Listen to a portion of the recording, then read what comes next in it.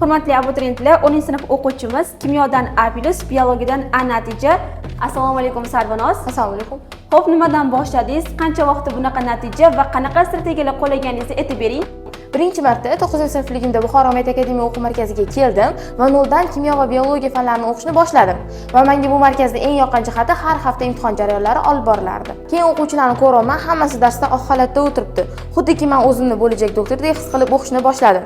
Bu yerda o'quvchilar ko'pligidan bir-birimizdan yaxshi o'qiymiz deb raqobatni kuchaytirdik. Bir-birimizga tushuntirishlar, mustahkamlashlar orqasidan shu natijaga yetib keldim. Umuman olganda hech qanaqa siri yo'q, faqatgina o'zingizlarni nazorat qilish qiyin.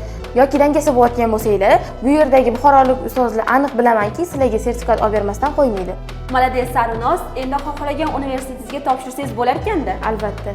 Ana endi o'quv markazimizni 100% bepul majburiy fanlarni o'qib, ulardan ham sertifikat olishingizni kutib qolamiz. Xudo xolasa, shunga harakatdamiz.